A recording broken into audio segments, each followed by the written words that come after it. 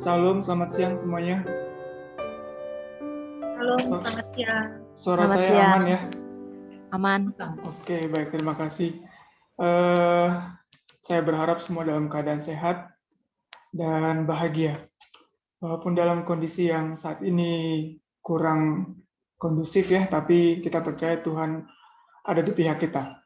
Terima kasih kepada Tuhan, kita sudah diberikan kesempatan untuk bertemu di media Zoom ini, KPA sekolah ya, Komsel sekolah, DPA.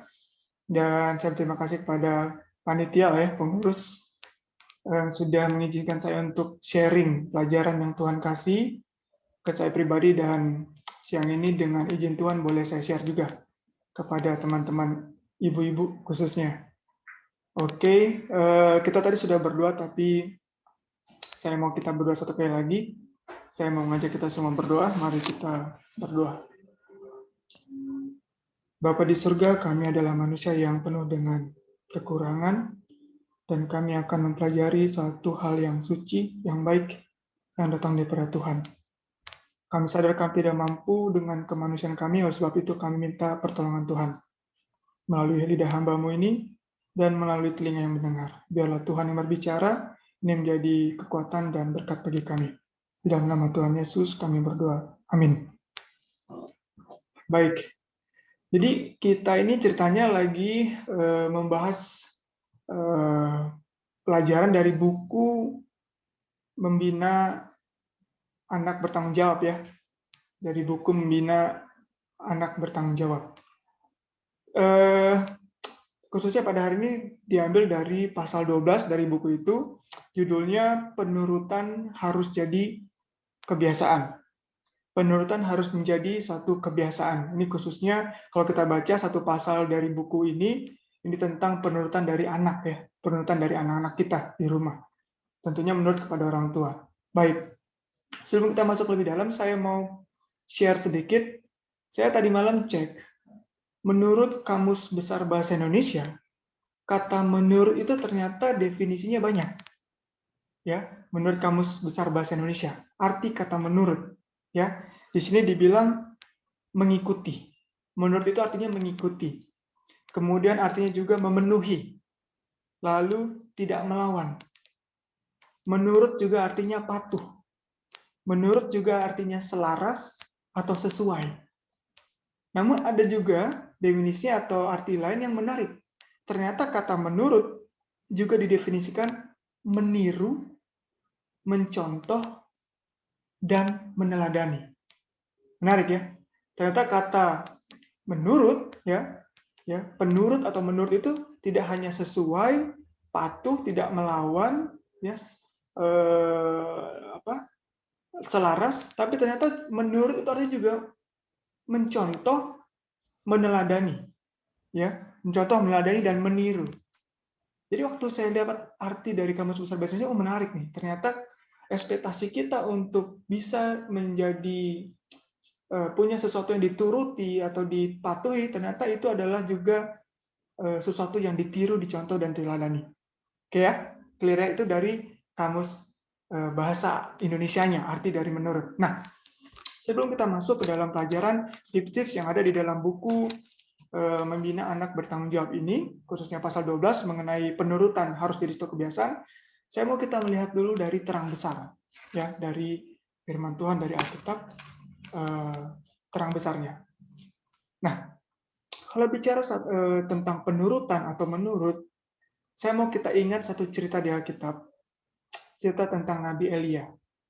Ya, ini ada di dalam buku 1 Raja-Raja 17. Boleh buka kalau ibu-ibu, teman-teman ibu-ibu ada, dan ada bapak-bapak juga ya, ada pendeta juga. Kita buka di dalam 1 Raja-Raja 17. Ini ada cerita waktu Nabi Elia diminta Tuhan untuk bersembunyi di sebuah tempat ya, namanya Sungai Kerit. Ya, disuruh sembunyi. Nah, kalau kita baca di dalam 1 Raja-Raja 17 ayat 4, kata Tuhan begini. Engkau dapat minum dari sungai itu, dan burung-burung gagak telah kuperintahkan untuk memberi makan engkau di sana. Dan kalau kita singkat, lihat di ayat 6-nya, pada waktu pagi dan petang, burung-burung gagak membawa roti dan daging kepada Nabi Elia. Perhatikan. Siapa yang kasih perintah, siapa yang menurut? Yang kasih perintah Tuhan, yang menurut di sini burung gagak. How amazing ya. Burung gagak menurut sama Tuhan, menurut perintah. Ingat, kita lagi belajar tentang menurut menjadi sebuah kebiasaan. Cerita pertama adalah burung, binatang, menurut. Ya, menurut diperintahkan untuk bawa makanan buat Elia, dibawa. Ya, dibawa sama burung gagak. Bukan menurut. Oke, saya mau kita lihat satu cerita lagi di Alkitab. Kita buka Markus pasal 4. Ini ada cerita juga di sini. Markus pasal 4. Ya, hubungan dengan penurutan. Markus pasal 4 ayat yang ke-39. Nah, ini ada cerita yang lain nih. Ini pasti kita semua sering dengar ceritanya. Jadi pada satu kali Tuhan Yesus ada di sebuah kapal ya, perahu bersama dengan murid-muridnya dan tidur. Dan tiba-tiba ada angin ribut dan ombak ya. Angin ribut dan ombak. Lalu murid-muridnya ketakutan akhirnya membangunkan Yesus. Yesus, apa? Kapal mau tenggelam lah, kurang lebih segitu panik ya. Ada badai ya. Nah, kita lihat ayat 39. Yesus pun bangun, menghardik angin itu dan berkata kepada danau itu, "Diam, tenanglah." Lalu angin itu reda dan danau itu menjadi teduh sekali. Pertanyaan, siapa yang kasih perintah, siapa yang menurut? Menghardik itu menegur ya, memberitahu. Yesus ya, Tuhan ya. Yang ditegur siapa? Yang dikasih tahu siapa? Angin dan danau. Tapi lihat apa yang terjadi, angin dan danau menurut. Ya, angin dan danau menurut. Itu yang nggak punya akal budi ya. Yang nggak punya otak, pikiran, dan perasaan. Jadi kalau cerita pertama tadi, burung gagak, ya binatang menurut, diperintahkan sama Tuhan. Yang kedua, angin, alam menurut sama Tuhan. Nah, cerita yang ketiga, saya hanya mau kita lihat perbandingannya, tapi bukan untuk kita menjadi berat hati, tapi ini menjadi satu panggilan. Kalau kita lihat cerita di dalam Kejadian pasal 3, manusia, pertama sekali, Adam dan Hawa, dikasih perintah juga nggak sama Tuhan? Dikasih. Dibilang apa? Seluruh buah di taman ini boleh kau makan. Tapi buah dari satu pohon, ya, pengetahuan baik dan jahat, jangan kau makan. Itu perintah. Ya. Tapi apa yang terjadi? Manusia. Menurut nggak manusia waktu itu? Enggak. Ya, enggak. Binatang disuruh menurut. Alam, angin, danau disuruh menurut. Manusia, makhluk yang diciptakan sempurna menurut gambaran rupa Tuhan. Enggak menurut. Jadi kalau judul ini kita baca, penurutan harus jadi satu kebiasaan. Ini sebenarnya PR besar untuk manusia. Kita orang tua, lalu kepada anak-anak kita. Makanya saya membawa ini dari sudut pandang Alkitab dulu supaya kita kuat fondasinya. Karena kita mau meneruskan ini ke anak-anak kita. Dan ini PR. Manusia sejak pertama itu gagal dalam penurutan. Jadi mana kita mau expect anak kita menjadi anak-anak yang penurut. Nenek moyang kita seperti itu ya. Oke. Nah, baik. Jadi manusia sebenarnya cenderung tidak menurut. Itu sifat manusia sejak awal ya. Tapi puji syukur kepada Tuhan, Tuhan itu baik ya. Nah, sekarang saya mau kasih fondasinya. Kenapa ada instruksi, kenapa ada menurut? Ada aturan, lalu ada penurutan atau mengikuti aturan. Ya, saya mau kita sebagai orang tua, sekarang saya mau bicara kepada orang tua ya, baik ayah atau ibu. Kita buka Markus 10 ayat 21. Markus, tadi kita udah buka buku Markus, sekarang geser beberapa halaman, Markus 10 ayat 21. Markus 10 pasal 10 ayat 21. Oke. Ini ada cerita juga, ada seorang pemuda kaya. Orang muda kaya ini ceritanya kita sudah sering dengar, tapi saya mau kita ambil ini, kalau baca kita memang harus pakai kaca pembesar, jadi kita dapat poin-poinnya. Nah, jadi ada pemuda kaya, dia ini bilang sama Yesus, dia bilang gini, "Tuhan, apa sih? Bagaimana caranya supaya aku masuk surga, supaya aku selamat?" Tuhan bilang, "Lakukan semua perintah." Terus si pemuda ini bilang, "Oh, kalau itu sudah aku lakukan sejak kecil. Apalagi?" Nah, perhatikan di ayat 21. Tetapi Yesus memandang dia dan menaruh kasih kepadanya Lalu berkata kepadanya, satu lagi kekuranganmu. Pergilah, jualah apa yang kau miliki, dan berikanlah itu kepada orang miskin, maka engkau akan beroleh harta di surga. Singkatnya seperti itu. Tapi yang mau saya kita perhatikan, sebelum Tuhan kasih nasihat, sebelum Tuhan kasih pengajaran, sebelum Tuhan kasih ketentuan, apa yang Tuhan lakukan? Tuhan mengasihi pemuda itu. Perhatikan ya. Ya, perhatikan ya. Menaruh kasih kepadanya. Baru Tuhan kasih tahu nasihatnya. Ya, dapat ya, lihat ya. Tuhan kasih dulu, mengasihi dulu, baru kasih tahu nasihat, ajaran, ketentuan, dan lain-lain kepada orang. Ini kita lihat, ada satu lagi yang sama seperti ini. Buka Wahyu pasal 3. Buka Wahyu pasal 3, ayat 19. Wahyu pasal 3, ayat yang ke-19. Oke. Buku paling terakhir di Alkitab, buku Wahyu pasal 3, ayat 19. Buku Wahyu ini, kalau bahasa Inggrisnya, Revelation of Christ. Jadi ini sebenarnya Yesus yang berbicara melalui Rasul Yohanes di Pulau Patmos. Jadi ini Yesus yang lagi berkata ya, dibilang begini, Wahyu pasal 3, ayat 19. Barang siapa ku kasihi, ia ku tegur, dan kuhajar. Kuhajar di situ kalau kita lihat tulisan aslinya sebenarnya ditulisnya seperti gini. Kuhajar itu bukan dihajar, dipukulin, digebukin ya. Kuhajar itu, makanya saya melihat ini bukan hajar seperti itu.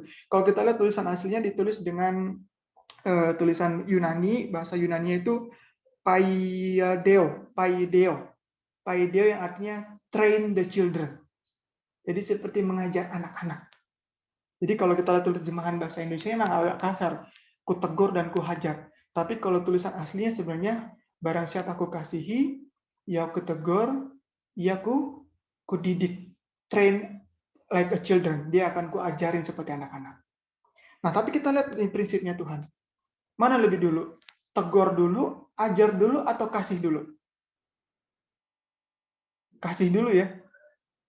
Kalau dalam kitab King James-nya, I love, I rebuke, I chasten. Aku cinta, aku tegur, aku ajar. Jadi kalau kita konsep prinsip Alkitabnya, dalam memberikan pendidikan, pengajaran, nasihat, dan macam-macam, fondasinya adalah kasih. Sayang dulu. Mengasihi dulu. Ya. Kalau saya tanya sekarang, ibu-ibu, teman-teman ibu-ibu, dan orang tua, bapak-bapak yang lain, siapa yang sayang anaknya, pasti kita semua angkat tangan.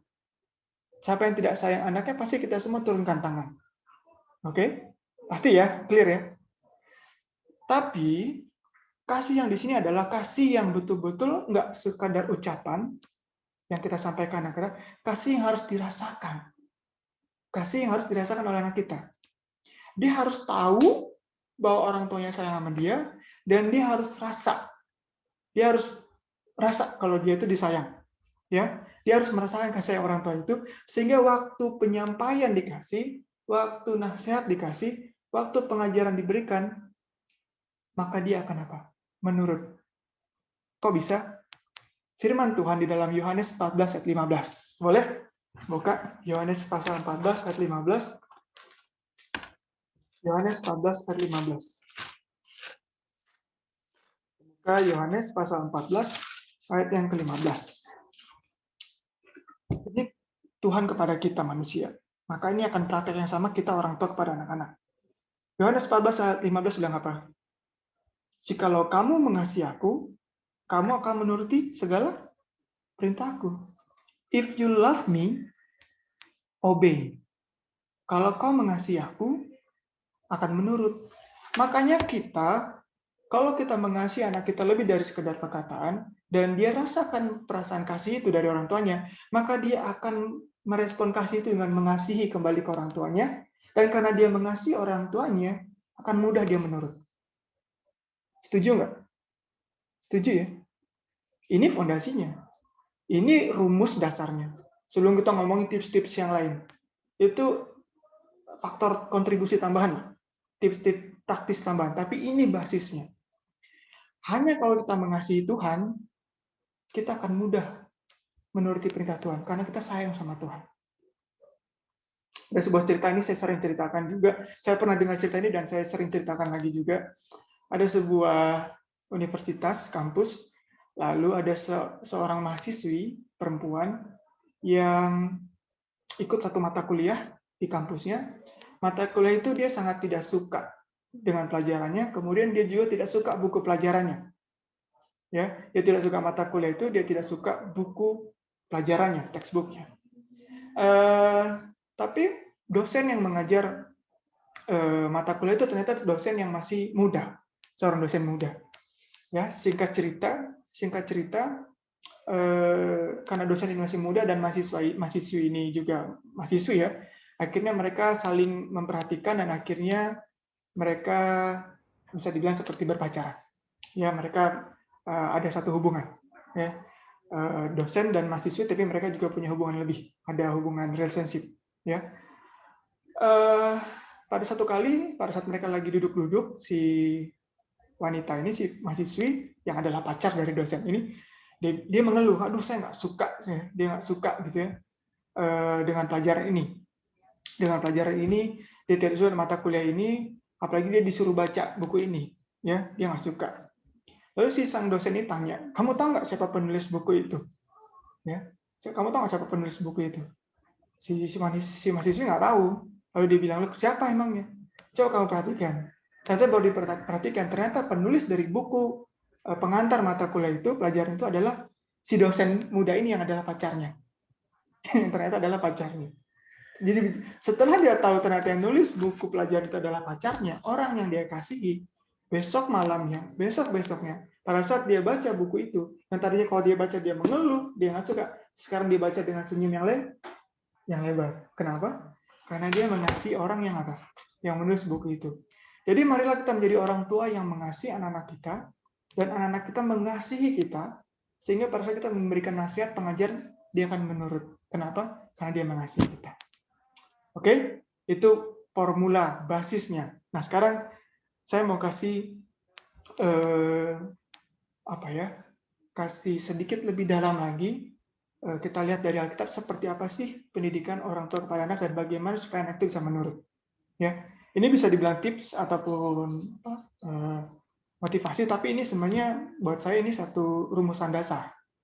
Oke, hubungan antara orang tua dan Tuhan dulu. Saya mau lihat kita diberikan Tuhan nasihat dalam buku Yeremia pasal 1. Kita buka kitab kita, buku Yeremia pasal 1.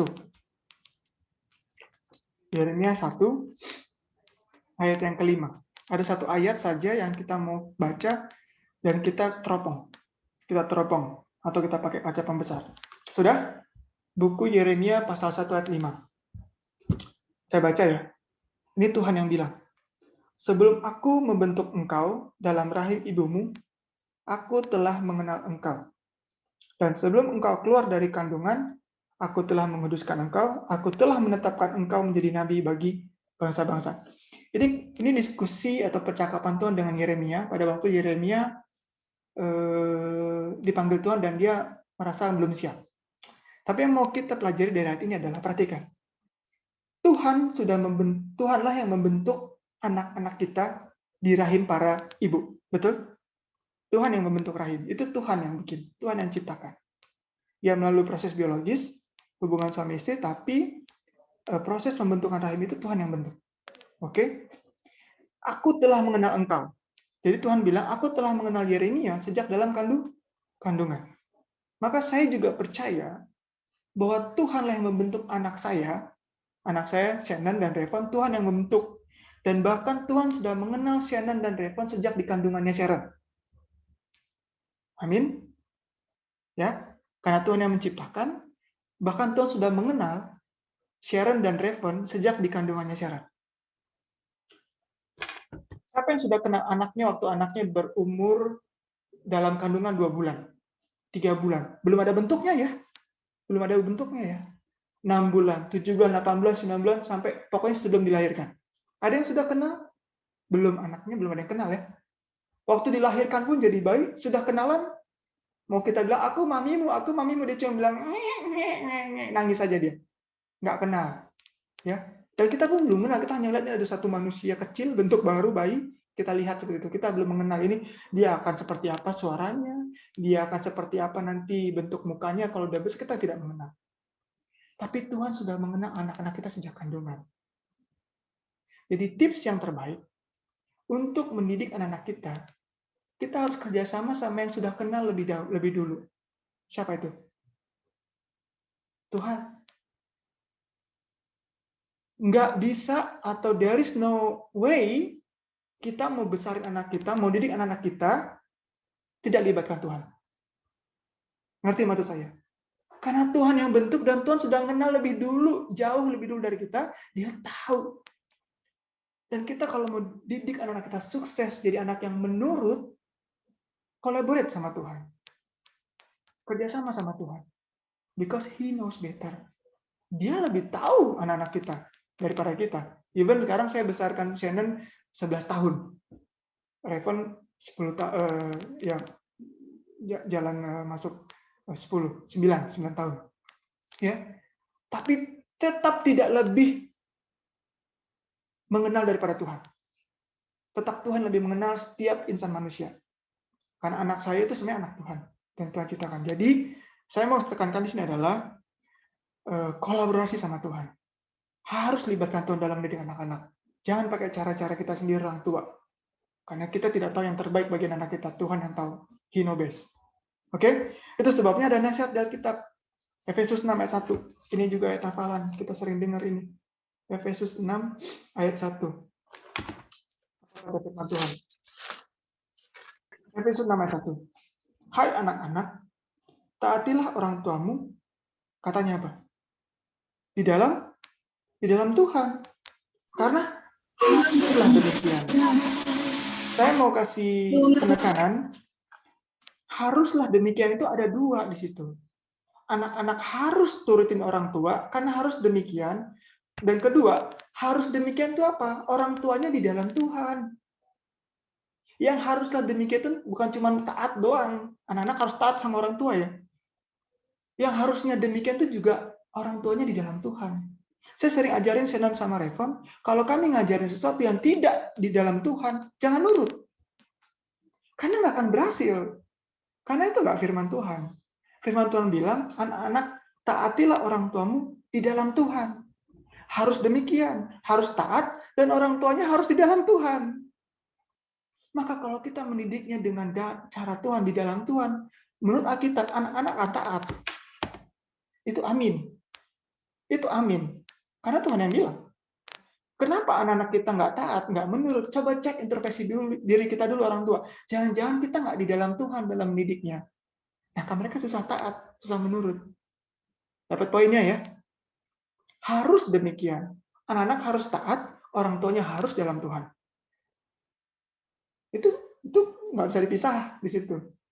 Ya, makanya coba kita buka Efesus 6 ayat 4-nya. Ayat 4-nya bilang apa? Ayat 4-nya apa? Dan kamu bapak-bapak, janganlah bangkitkan amarah di dalam hati anak-anakmu, tapi didiklah mereka dalam ajaran dan nasihat Tuhan.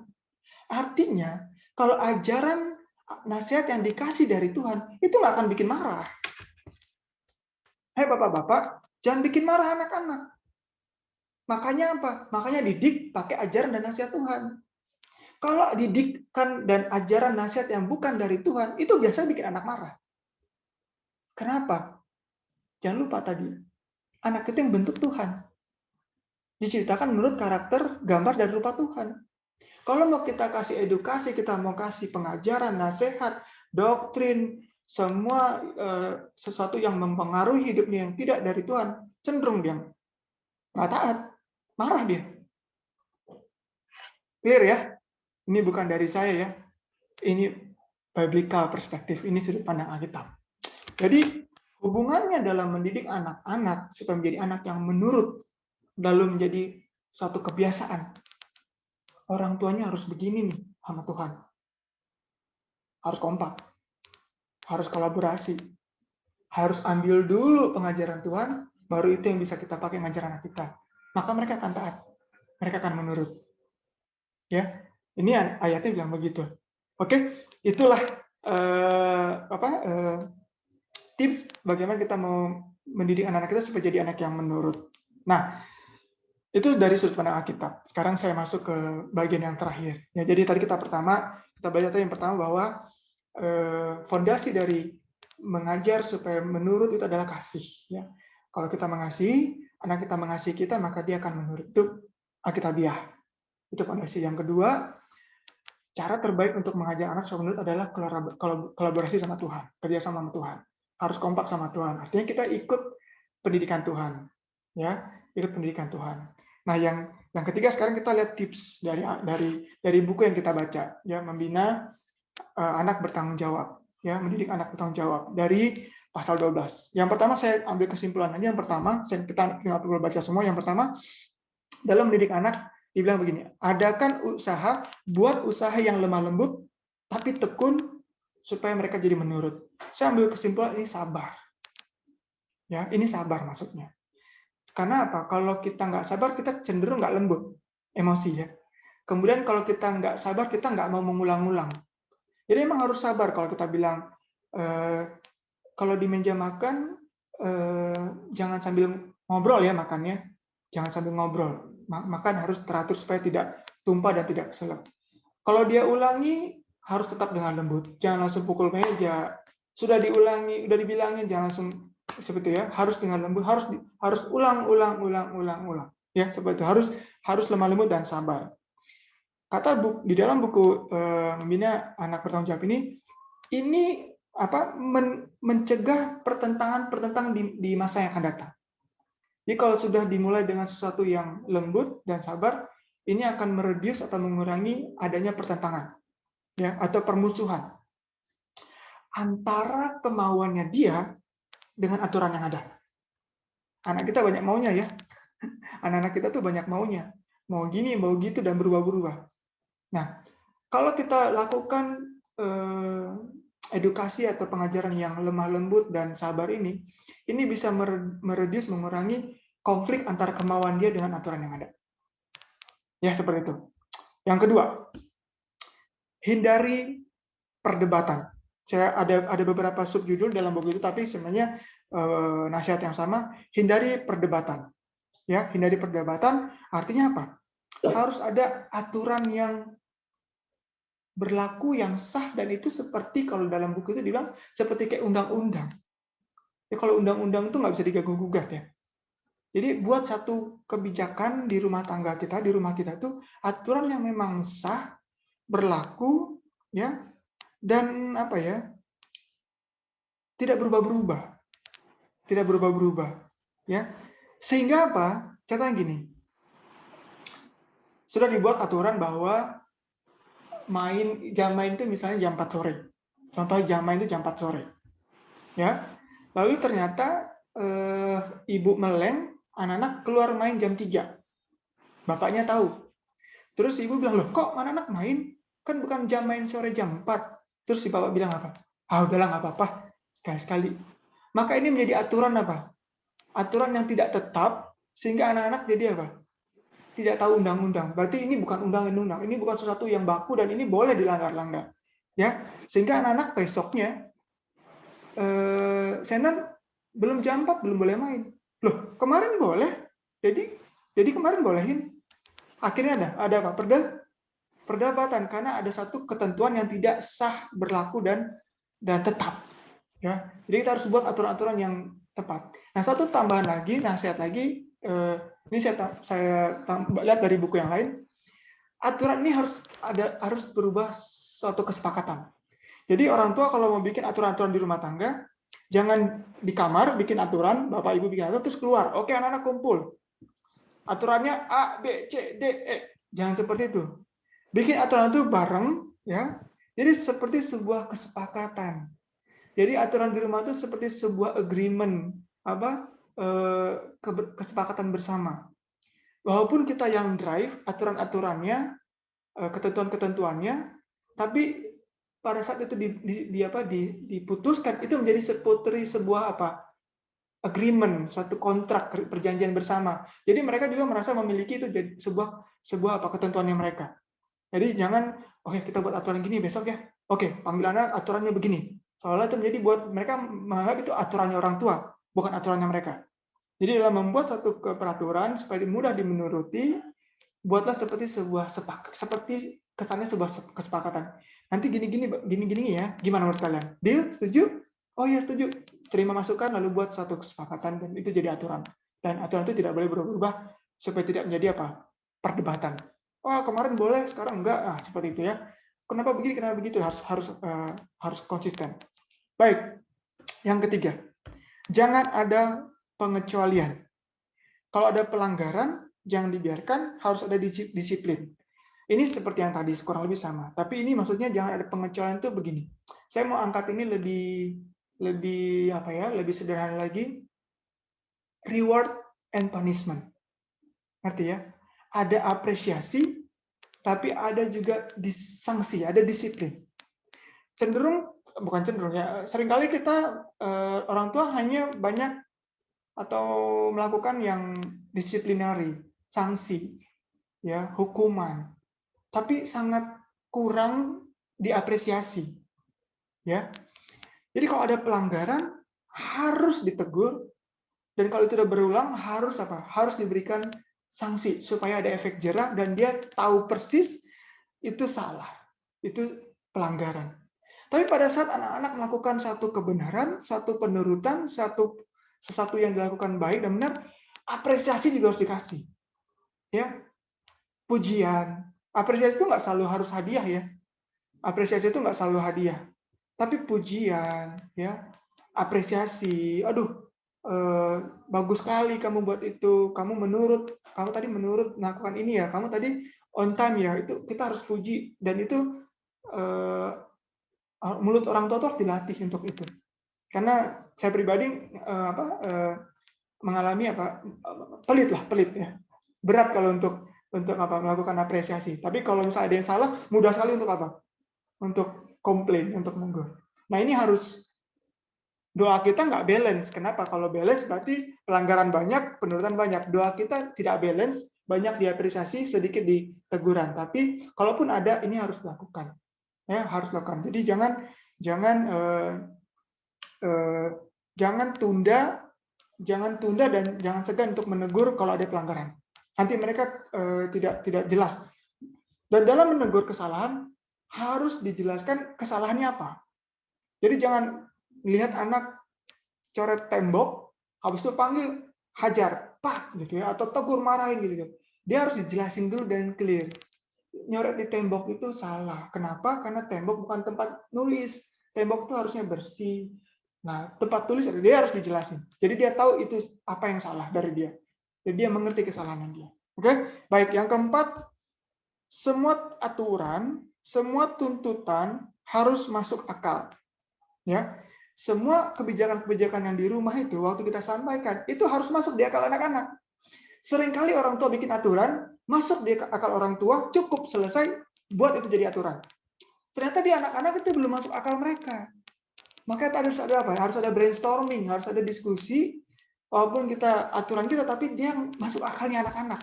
Ya, coba, kenapa Dedi ngelarang kamu nonton kartun Tom and Jerry? Buat nggak masuk di akal mereka, ini tontonan yang menarik, yang lucu. Di akal mereka itu satu yang fun, menyenangkan, nonton Tom and Jerry, satu yang lucu. Nggak masuk akal ini dilarang. Tapi kita jelasin, coba menurut kamu. Si Tom and Jerry lagi diem, si Tom lagi diem, tiba-tiba si Jerry ngerjain orang bagus nggak? Oh enggak. Lalu si Tom akhirnya balas si Jerry, pentung kepalanya. Memukul, menyakiti bagus nggak? Oh enggak, gitu kan?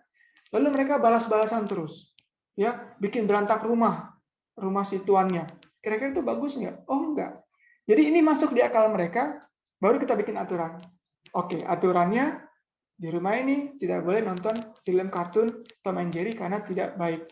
Agreed mereka. Jadi harus buat aturan yang dimasuk akal mereka. Seringkali hanya masuk di akal manusia, kalau orang tua buat jadi aturan. Di anak-anak masih bingung deh, kenapa ada aturan ini? Nggak masuk akal mereka. Sehingga itu susah diturutin dan akhirnya jadi perdebatan. Ya, harus ada apa? Harus masuk akal mereka dulu. Kita harus jelasin dulu. Dan yang terakhir yang saya ambil dari buku itu, alasan untuk membuat aturan, kiblatnya atau referensinya kembali ke sini. Ya, the true education adalah firman Tuhan. Edukasi yang terbaik adalah firman Tuhan. Jadi saat kita membuat aturan-aturan di rumah, jangan bawa motivasi-motivasi dunia saja, tapi bawalah itu menjadi suatu nasihat rohani bagi anak-anak. Seperti tadi saya kasih contoh ya. Bagus nggak mukul? Ingat firman Tuhan. Ada perintah jangan membunuh. Jadi kalau kita nonton Tom and Jerry yang saling menyakiti, ya dibom lah si Jerry lagi diam-diam di lubangnya ditaruh bom. Kalau dibom orang bisa mati. Kan ada firman Tuhan. Tidak boleh membunuh. Jadi jadikanlah firman Tuhan jadi alasan-alasan dalam membuat peraturan dan kebijakan ataupun nasihat dalam rumah tangga dan kepala anak kita.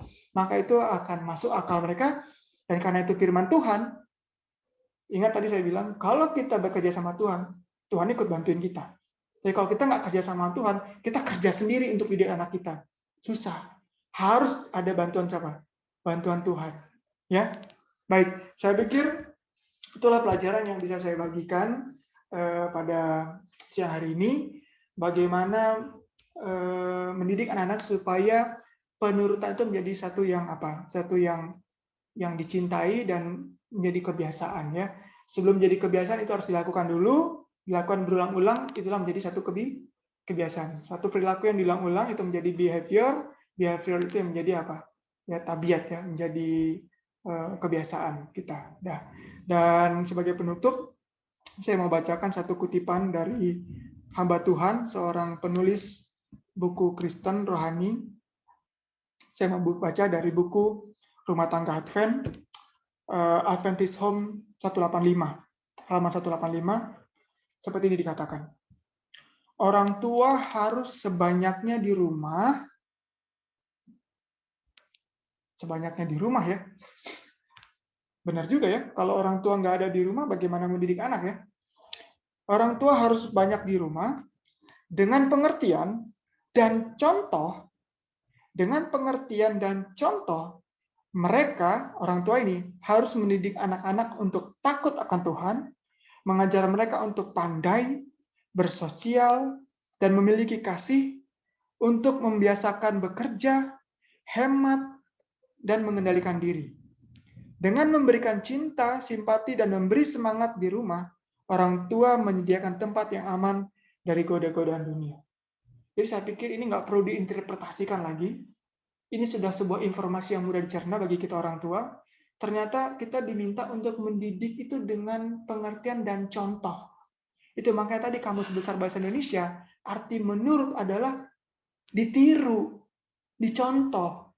Kita nggak bisa bilang anak kita, kamu jangan terlalu banyak main HP, ternyata orang tuanya attach sama HP.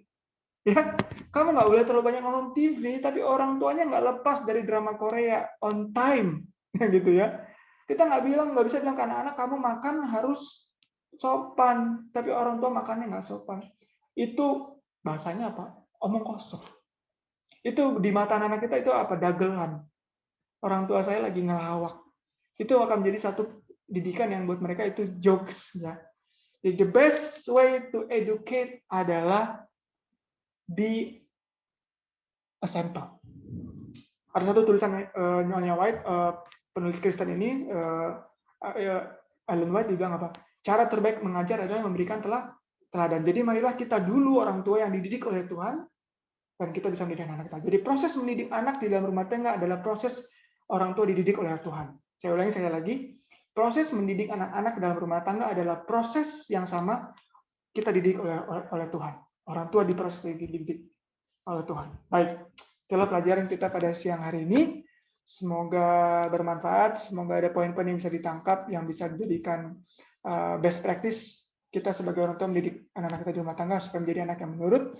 Selebihnya saya berdoa kepada Tuhan supaya Roh Kuduslah yang berkuasa menolong ibu-ibu semua orang tua dengan kuasa Tuhan boleh mendidik anak kita menjadi anak-anak yang baik sesuai dengan cara dan kehendak Tuhan. Di dalam nama Yesus. Amin.